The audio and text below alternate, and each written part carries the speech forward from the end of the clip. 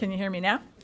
Welcome to the June 22nd session for our retirees from the city of Roseville or their spouses or significant others that are joining them here today.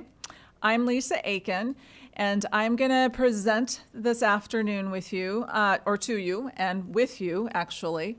Right? It's a group effort. Along with me is Lori Benitez and Pam DeRocher, President and Vice President from ARCOR. So the Retired City of Roseville Employee Group. And they are here to answer any questions on the behalf of ARCOR as well. So what I like to do, I want to say this is our fourth session. Maybe it's our third or fourth session. And what I'd like to do is take some time to go over the ordinance with you. I think it's really important to go through that and to answer any questions that you have. Because this session is recorded, if you ask a question, I'm going to repeat it for the folks that are going to watch this after the fact so that we can have that on the recording. And you can go back later and watch the recording.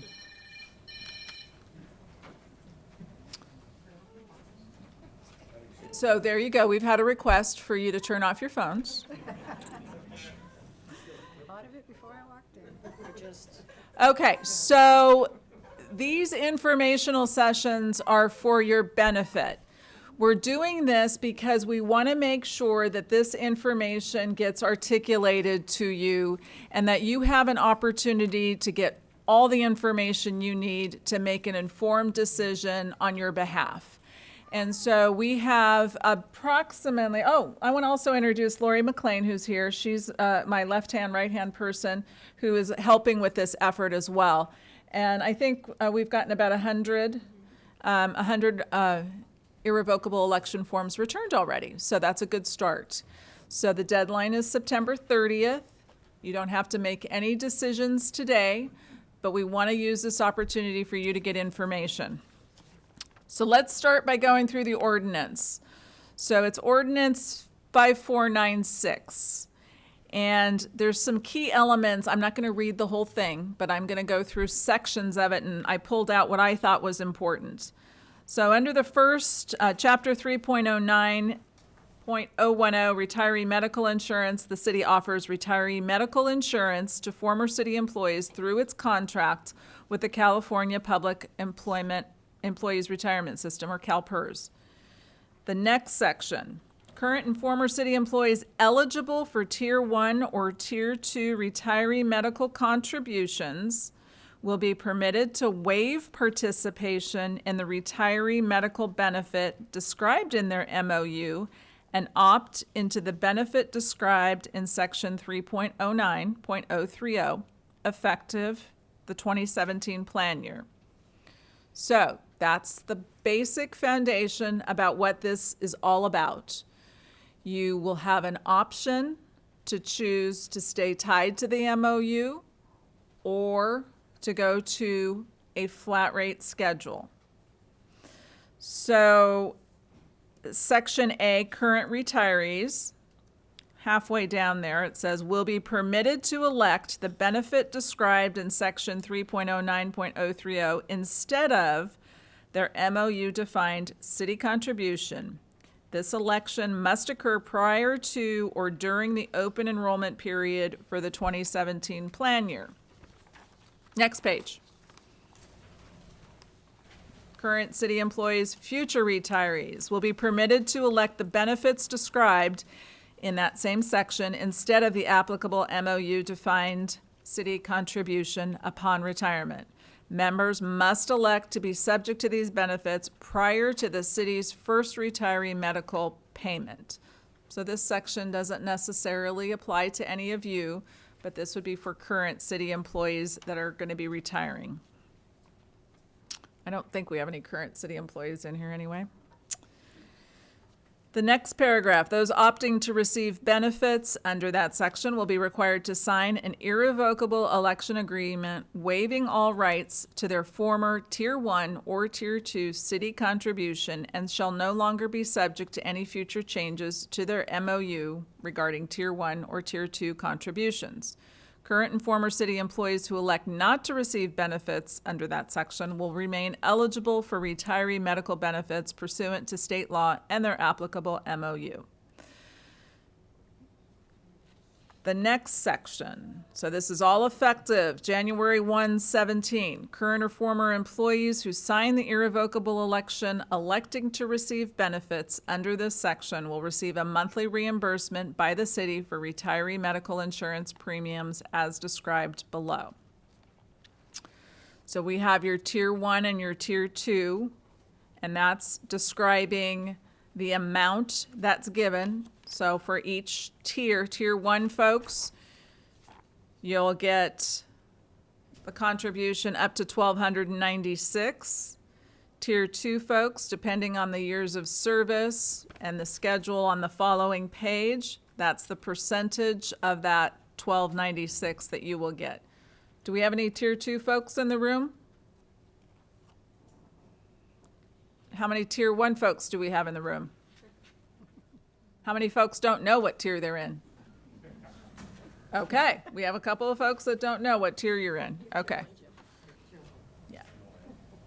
When were you hired? Hired. Tier 1. It's on the top of your irrevocable election form, that agreement form that you will have your name on the top. It will say what tier and what percentage you're eligible to get up to that dollar amount, that $1,296. So my guess is most of the people in this room are Tier 1. Under the schedule, it says for those opting to receive benefits under this section and effective January 1, 2018, and each subsequent January, the amount of the city's reimbursement will increase by 2%. For example, on January 1, the Tier 2 retiree with 10 years of service will qualify for reimbursement of up to $661. So Tier 2 folks get a percentage based on their years of service. Tier 1 folks, you'll get the 2% up to $1,296. The following year, you'd get a 2% increase up to whatever that amount would then be. Does that make sense? So far, so good? Notice of amendment. So the city shall provide such individual with a minimum of 60 calendar days notice, written notice for any proposed amendment to this chapter. Amendment or repeal of the chapter by city council will be exercised by affirmative vote of at least 4/5 of the membership of the city council. So this section was put in there specifically because there was a strong desire by ARCOR. How's that for saying that nicely?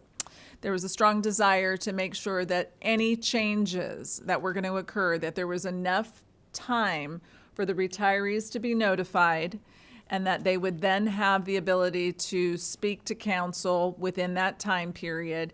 And if there was any decision to change anything on this ordinance, that it needed to have a 4/5 vote, which is more than that is typically required. So that was put in writing so that everyone understood that is the intent, that any changes that are made are gonna require you to be noticed and that it get a 4/5 vote. So this ordinance is the end result of a long partnership that our core members have had with the city. It's been about 5 years that our core originally approached the city and asked for an option. And so we've worked with them. I want to say we were working for about 18 months. It's probably been well over a year to craft the language and even to craft the irrevocable election language. And so our attorneys started on it. Their attorneys worked on it. We all sat down together and worked through the language to make sure that the intent and what the request was is what is in actuality in writing. And so that the ordinance and the irrevocable election was a partnership. So this was crafted as a request from the retiree group. You want to say any more? Nope, Nope. you're good. Okay. So the irrevocable election agreement goes through, and I'm not going to go through all of that with you because one of the things that we strongly encourage folks to do is to get advice, whether that be legal advice or financial advice, or have someone that you feel comfortable with reviewing this information with you. We want you to make the decision that best meets your particular situation. So we've had phone calls asking what would we do? We can't answer that because this isn't about us. Your situations are all unique and different. And so we really want you to have the information, and the intent behind this was to provide you with an option. So the city has long contracted with CalPERS in what's called an equal contribution method.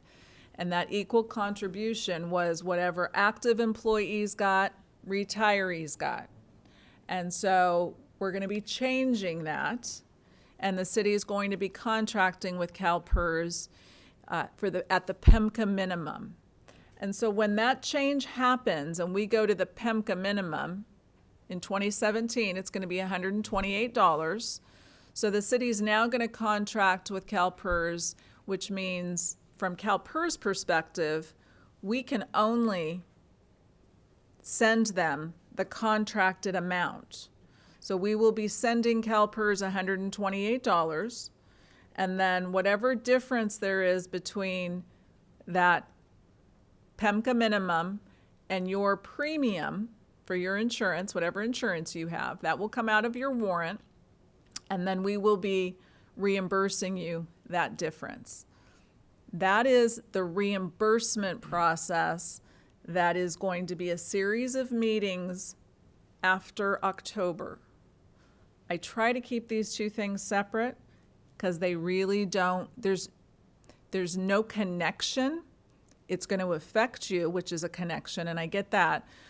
But they're two separate things.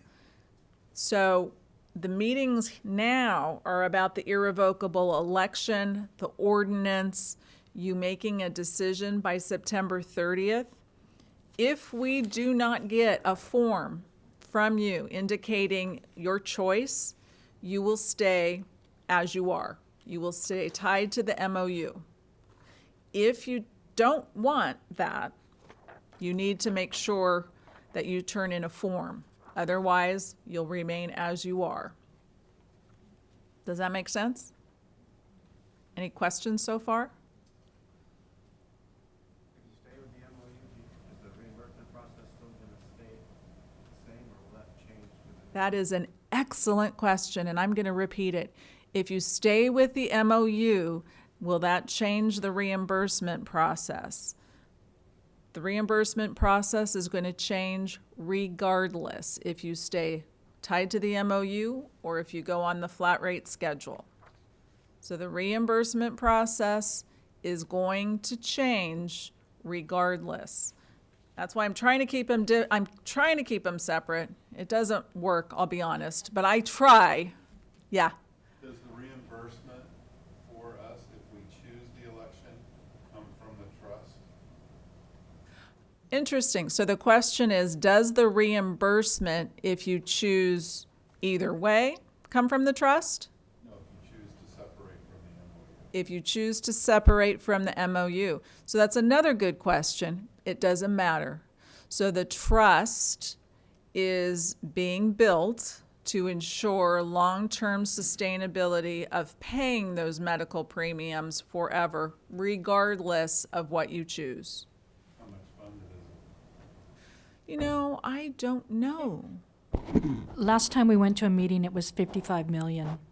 So it's growing. But it started at fluctuates 34. based on it fluctuates based on the, Where do the payments go? Where does Well, the drawdown from the? They're not drawing down from the trust at this At all. point in time. Because it's not 2017. Well, they won't even draw it down then. They're not going to draw down from the trust to pay contributions until the trust is funded, which is years down the road. Fully funded. They're contributing to build that trust up, and they're paying the premiums as they go right now, just like they always have. So that trust is not getting tapped for anything yet. so the trust doesn't have anything to do with this decision. The reimbursement process doesn't have anything to do with this decision. We're in a moment in time. You have an option. Stay tied to the MOU and what's negotiated for you now and in the future, or move to a flat rate dollar amount that will increase by 2% every year. Yes? Is this a one-time offer only, or if you stay like you are now, if you come back in a year or so and choose? So the question is this a one-time offer? Can you stay as you are now and then later come in and ask to change? This is a one-time offer. This is an irrevocable election. So you are going to choose, just like when you went to CalPERS and had to choose which option you wanted for your retirement. Did you want 2 or 2W or 4 or those? That was an irrevocable election on which retirement option you chose for your pension. This is an irrevocable election for this option. And so we need the decision by September 30th. We're hosting these meetings monthly so that you can get as much information and ask as many questions as you can possibly think of. It's great because it challenges us, and we are collecting those questions. There's the frequently asked questions on the website. So you can look through and see what some of the other questions were. But really, it's an opportunity for us just to have that dialogue and for you to ask questions. Other thoughts? Yes. Would we elect to separate from the MOU because we can't control what the union does, and possibly our future retiree benefits would be ended to save money? So the question is, I'm going to have you guys come up and ask these questions because I can't remember that much. Would we elect to separate from the MOU because we don't have control over what the unions negotiate for on your behalf? It's a good point. I mean, basically, you've worked for the city long enough. The MOUs go through cycles, things change, and so is there the potential for change there, for better, for different, for lessening things? Absolutely, and that can possibly be one of the reasons why you decide to do something one way or the other. So the idea is that this option is available to you and we've had folks make comments about in terms of what other agencies have done. There's a lot of agencies that don't have retiree medical. And so there are other agencies that do and do it differently. The city has moved away from providing medical for retiree medical for new employees. And so, things change over time and we have to adapt. We've worked closely, like I said, with RCOR just to make sure that your interests are heard and that we provide a process that's transparent, for lack of a better term. We really want you to know all the information. Yeah. Could the current employees actually vote and just cut off our medical completely? Can the city actually give us nothing if it's voted for in the MOU? Could the current employees vote to not give retirees anything. Whatever is negotiated at the table is negotiated at the table, and that's what the city has to abide by. But isn't that sort of the biggest piece to why the trust was developed, is so that, we had, in essence, more control over our benefits because, Oh, hold on, I'm gonna take that in chunks. The question was, isn't that why the trust was established? No. So the trust was established, and it's mandated by the government, per se, because agencies were not funding. They had no mechanism to pay for retiree benefits in the medical arena. However, they were negotiating to have these benefits. And so the trust is established to ensure the financial stability of the ability to pay for these benefits long term. So it doesn't have anything, the trust has nothing to do with what gets negotiated at the table regarding salaries, wages, and working conditions. Hours, wages, and working conditions.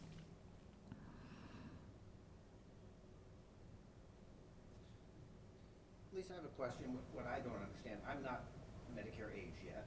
Okay, What typically happens, I mean, because right now I have Blue Cross. okay. So I pay a certain premium for, I'm getting closer. I pay a certain premium for that. So what happens when you're Medicare qualified? How does that, Okay. I know that changes in some, So we got there. I love when we get here. We have a history. For those of you that have attended more than one session, we get to each of these stages in our conversations. And so the question was, I'm not Medicare eligible, and the gentleman sitting next to him said, well, you're getting there. And so that's why I laughed. Oh, okay, yeah.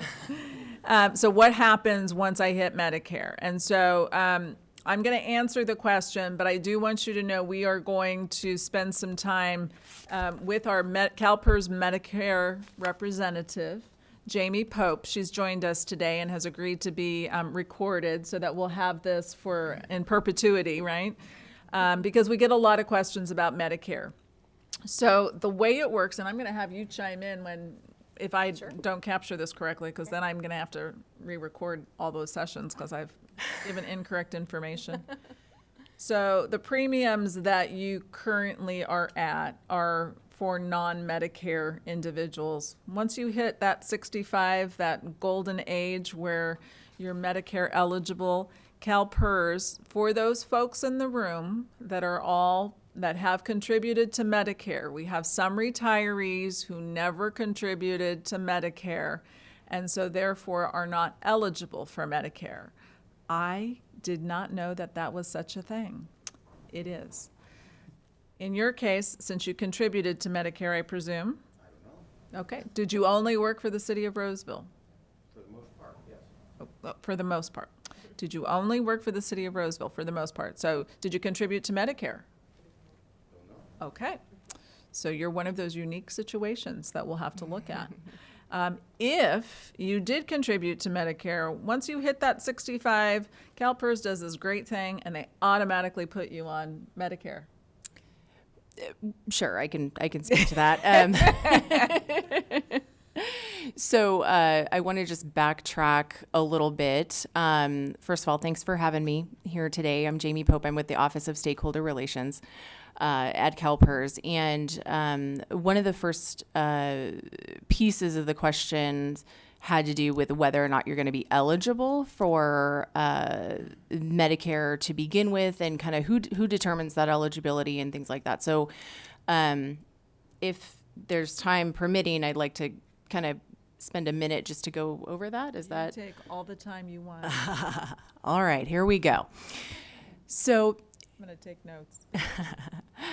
CalPERS rules are such that if you are eligible for free Medicare Part A, keyword here is free. If you are eligible for free Medicare Part A, CalPERS requires that you enroll in free Medicare Part A and also Medicare Part B.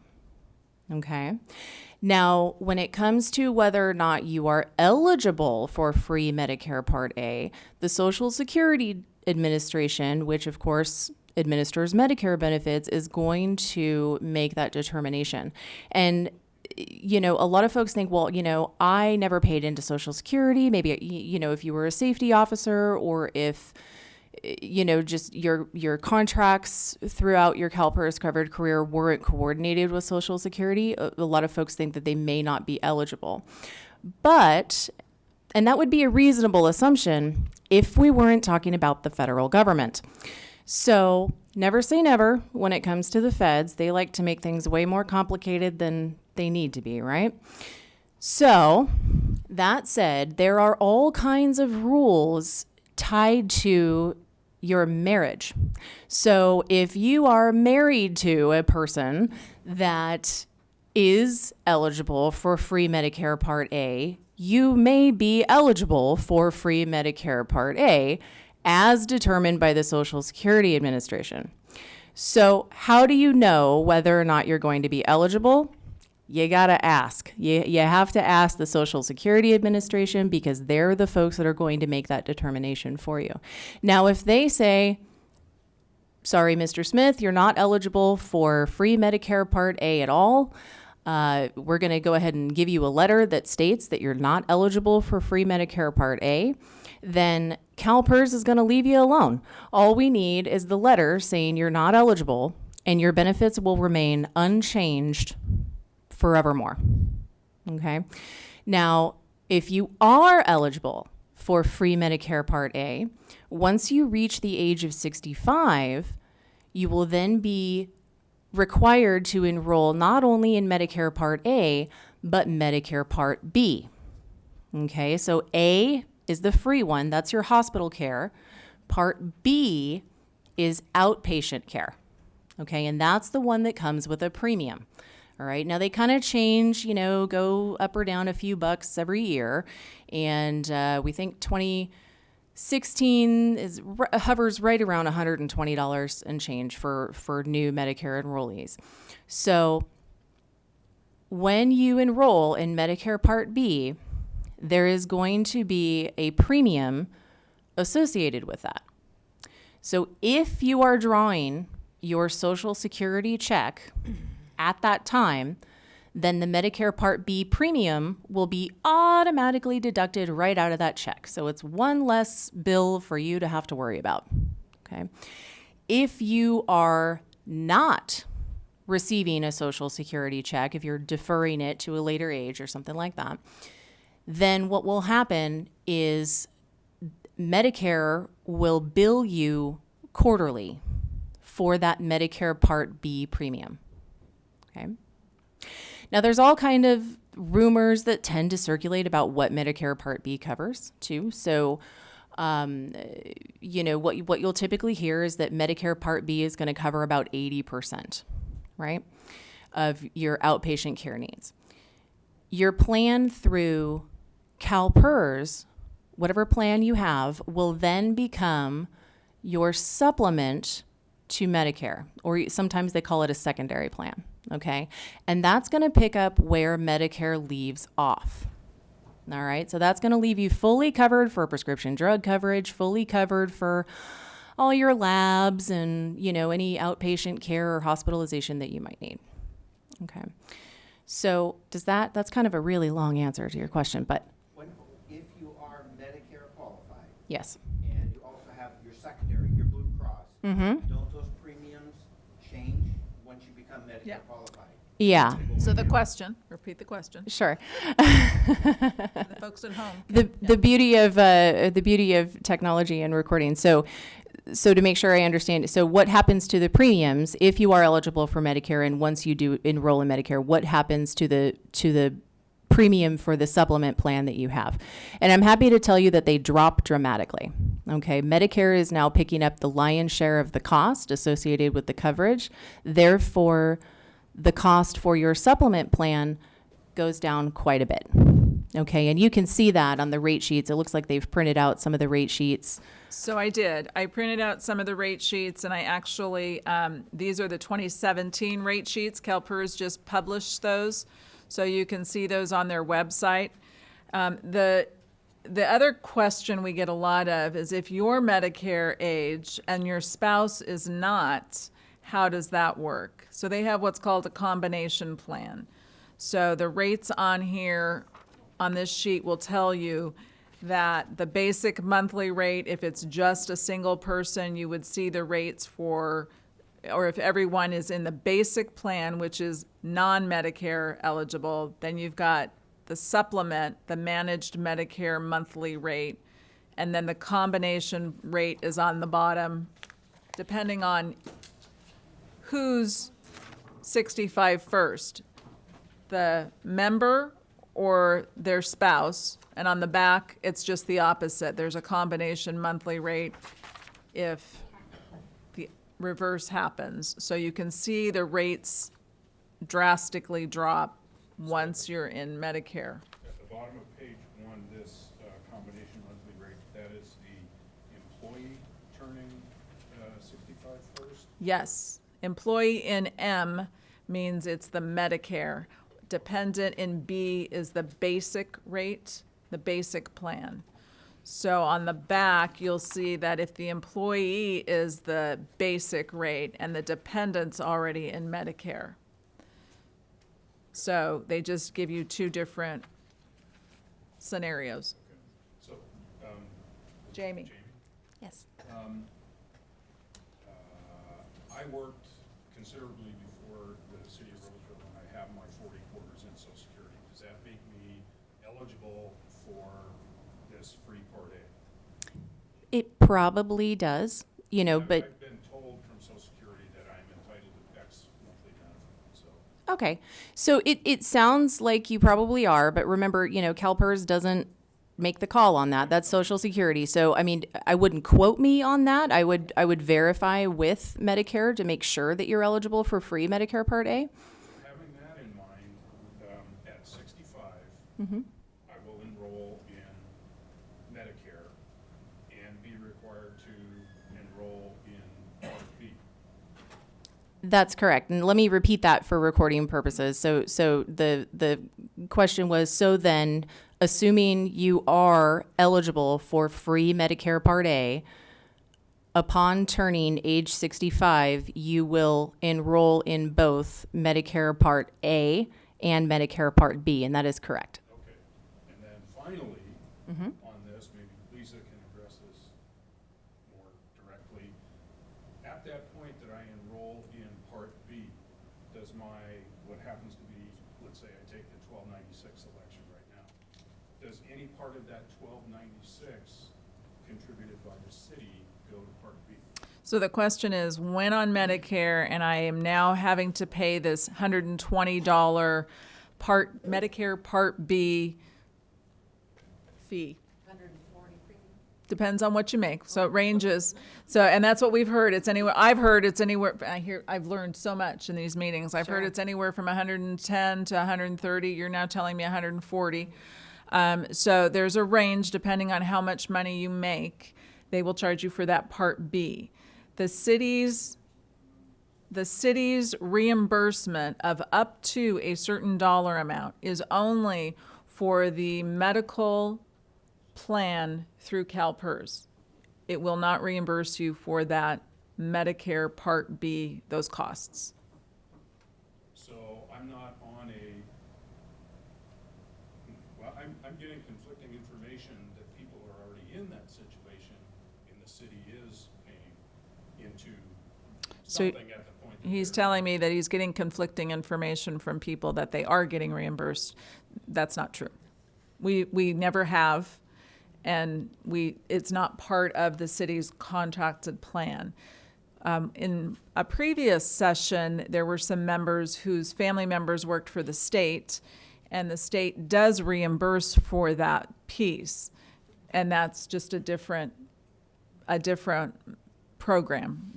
As I said, we've never paid that amount. So when I turn 65, the city doesn't contribute anything to any of my health care. Oh, no. Okay, wait, I have to clarify, because he said, so when I turn 65, the city doesn't contribute anything to any of it. No, that is not true. The city will not pay the $110 or the $120 for your premium or for the Medicare plan Part B costs. The city will continue to pay the premium for your CalPERS supplemental coverage for your Medicare, which the premiums do decrease when you go on Medicare. The supplement is less costly than if you were not 65 or older. Does that help? That's perfect. I don't want to. Okay, that's perfect. I want to reiterate that. He said that's perfect. That's exactly what I wanted to hear. Okay, good. I'm glad I made a friend in the last 2 minutes. He might be thinking that a lot of people talk about their deductible for the year, Okay. okay? And a lot of people, when you're with a supplement with the city and you're on Anthem, they pay your deductible, so you don't pay that. And that may be what people think, that it's part of what they pay. It's part of the plan. Gotcha. But I'm not sure I'm not sure I'm gonna reiterate that, because that might be more confusing for folks. He's describing the difference between an HMO and a PPO. Gotcha. so the. All right, other the only question? other Oh, thing I did you have wanted another to question? Say was Yeah. I've been through the nightmare. 4 years ago, when I was 65, I was told I was not eligible for Medicare. And I went to a Social Security office and they said, oh, probably not, because you don't have your 3/4 in. And I said, oh, so I don't get Medicare. Probably not, they say. I call them. No. My husband is younger than me. When he turned 65, PERS sent him something and said, now that you're eligible for Medicare, go ahead and get on Medicare and then you get your supplement. I go, well, you get Medicare, that's nice. Well, 2 months later, I get a letter from PERS telling me I am now dropped. I have no more insurance because I didn't sign up for Medicare. Now, the only thing people need to know is watch out for the Social Security office.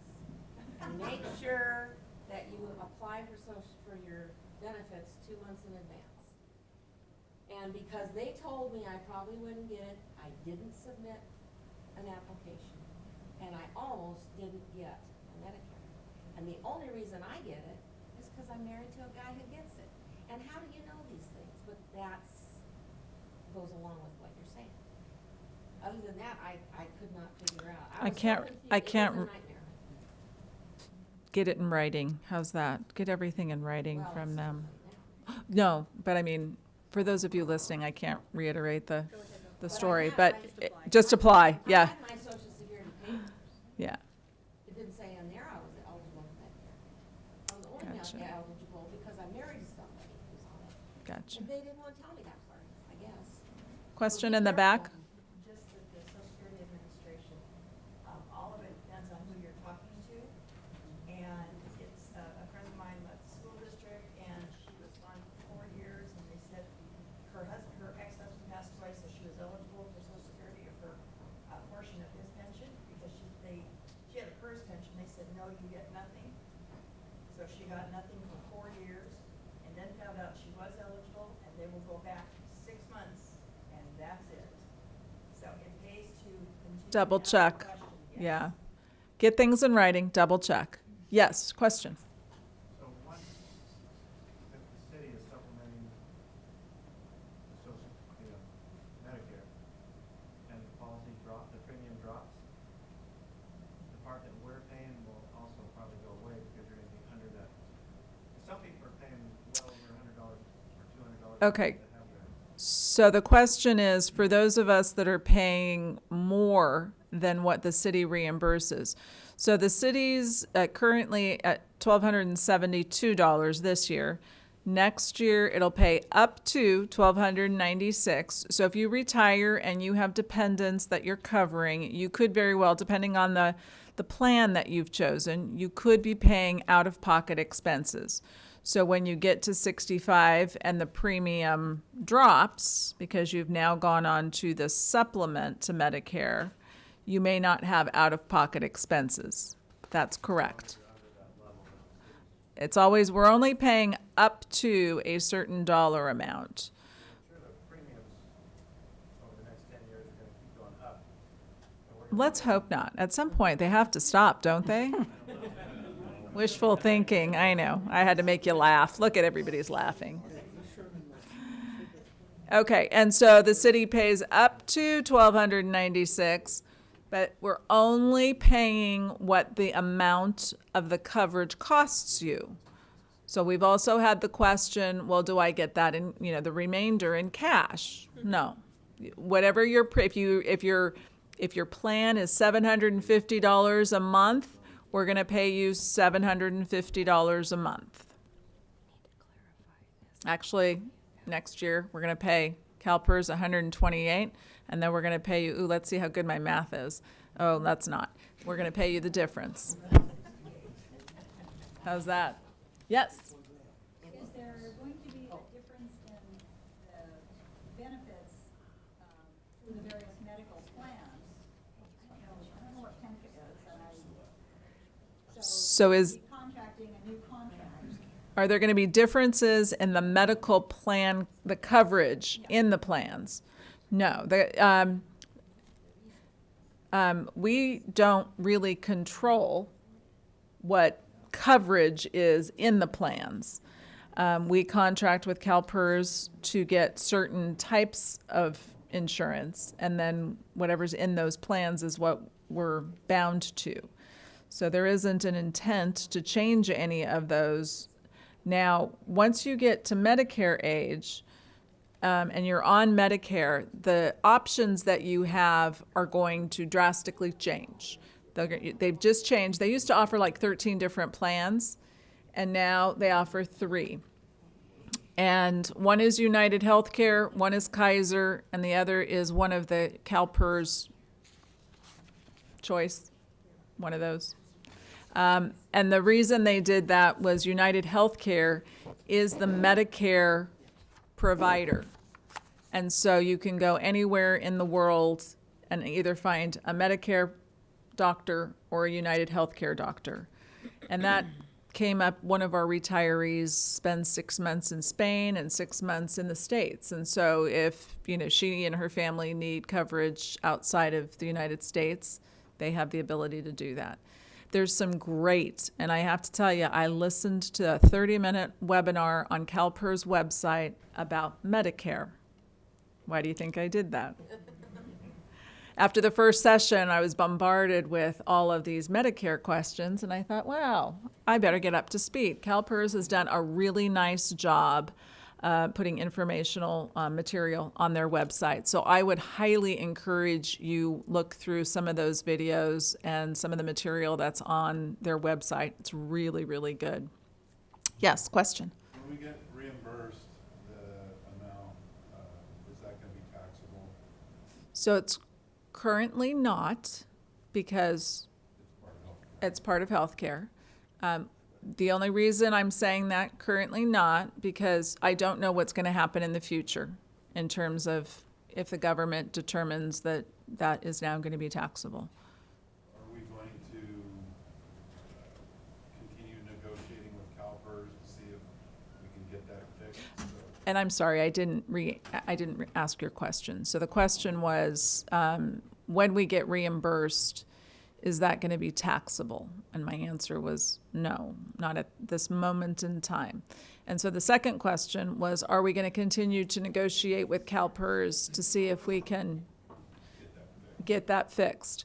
So in my conversations with CalPERS, they're legislatively bound to administer the plan the way it's administered. And so we would have to get legislation changed to allow us to contract differently. I also know that there's 200, we're talking about the reimbursement process changing. So we're going to go into great detail in this in October, November, and December. So mark your calendars. I know there's 200 agencies throughout California, probably more now, that do this reimbursement process. And it's very successful. They use a third-party administrator. Our Corps specifically requested that this be done in-house, and so we will be administering this in-house. And so we'll have city staff doing this. So that, you'll see Jana Jones was at our last meeting if you were here. She'll be at subsequent meetings. She's on vacation this week, but she will be the one that's spearheading that and will be working with us in the informational meetings to administer all of that. Because that's going to take some tender, loving care on our part to make sure we get all your information. I think there's over 650 retirees. So we will need to get all of that information from you. So I can't stress enough that if you have an address change, you need to make sure CalPERS has your accurate address.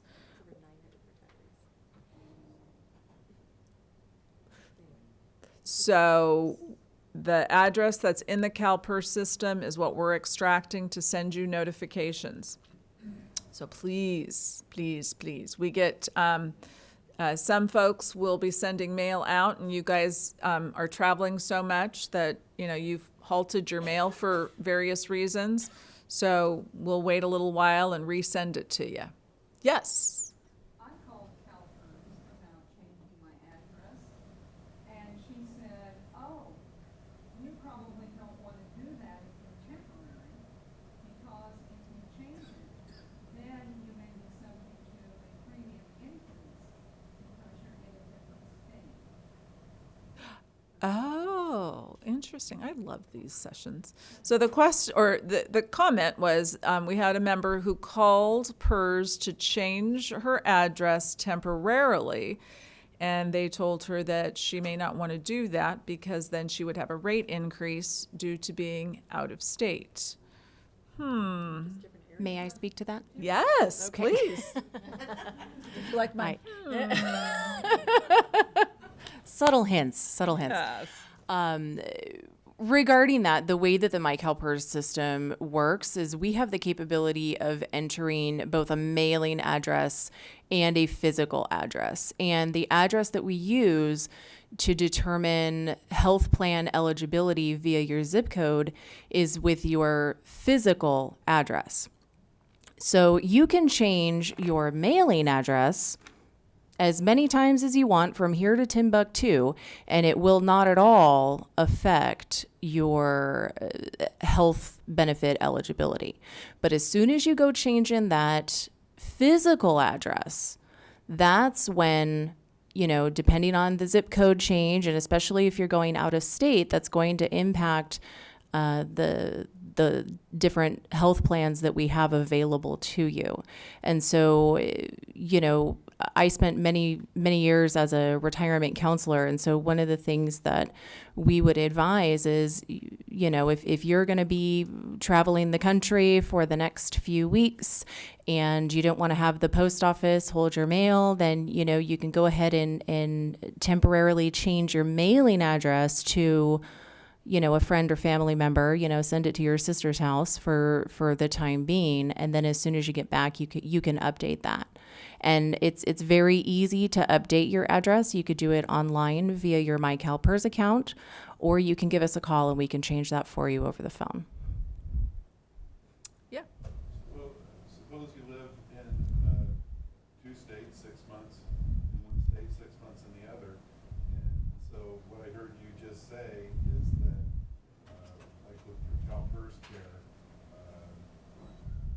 you can change your mailing address and leave your physical address in California to stay eligible for that? That's right. So let me go ahead and repeat the question for everybody here in the microphone. So the question was, if you split the year up in two different states, let's say you spend 6 months in one state and 6 months back here in California, as long as you keep your physical address the same, then that's not going to affect your health benefit eligibility. And that is true. The one thing that I do want to caution you with is the different health plans have, you know, there's always, you know, different clauses for, you know, going on vacation. If you're in New York and you sprain your ankle and you need to go to the emergency room, of course, there's provisions for that, even though that the state of New York might normally be outside the area of coverage. The health plans individually determine what constitutes a vacation or traveling and what constitutes residency in that other area. And so one thing that we always advise to our members is before you do that, check with the health plan directly just to make sure that it's not going to be an issue if you are in New York and you need to seek medical coverage of any kind. How is that health plan going to handle that? And so I think as long as you cover your bases that way, because remember, they're the ones setting the policy with that, then you should be fine. But yes, just to reiterate, the physical address, that zip code, that is what we use to determine healthcare eligibility. Interesting. So I'm real quickly going to read a couple of questions that I got by email. I have folks submitting questions for the Medicare expert by email. I think they've been answered, but I want to make sure. The first question is, since I did not pay into Medicare and I'm not Social Security eligible, when I turn 65, will CalPERS require I enroll in Medicare? Again, with that, it's going to all be predicated on whether or not the Social Security Administration allows that person eligibility into free Medicare Part A. And Okay. again, as we've heard before, that could be dependent on, marriage to a spouse that is eligible, and there's a lot of other factors. That's the second part of the question. Oh, sorry. So it says, what am I required to prove that I'm not Medicare eligible? So there's something Social Security will give him that references he's not eligible. He submits that to CalPERS. Exactly. Okay. And then when my wife turns 65, will I be eligible for Medicare and need to apply through the Social Security office? That will also be determined by Social Security? It will also be determined by Social Security. Typically how it works, though, the eligibility for Social Security is not, or for Medicare rather, is not necessarily tied to when the spouse turns 65. Usually it's determined by, and again, don't quote me on this, you want to verify with the Social Security Administration, but it's usually, if you are eligible through your spouse, then your spouse's age at the time of your pending eligibility doesn't come into question. So I think I got these off the CalPERS website. Do they look familiar? No. No? They're not CalPERS documents. These are Those not look CalPERS like they're from Department of Health and Human Services. Okay, so enrolling in Medicare Part A and Part B, these documents I found just simply to educate myself. For those of you that are interested, I have a couple more up here. And you're right, the Department of Health and Human Services. You are good. We're going to have you come back. Other questions? Yes? I never did hear an answer, what if you can't get Medicare? Will the city continue to pay your medical for medical treatment?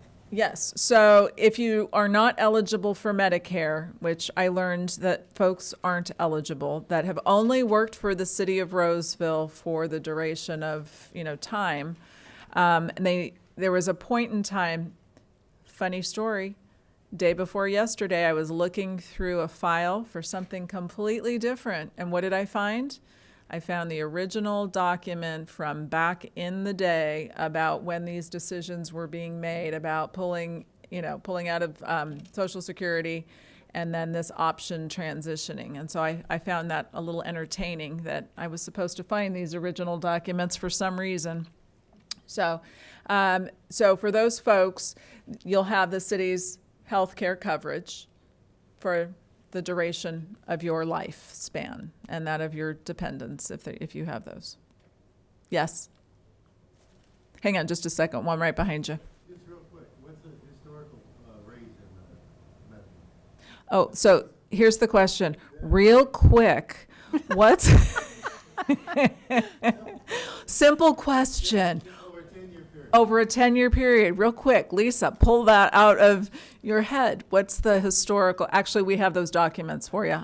You knew we would, huh? Yeah, we have them available. I don't know that we posted those online, but I think I might have some here for you at the end. I'll make sure you get those.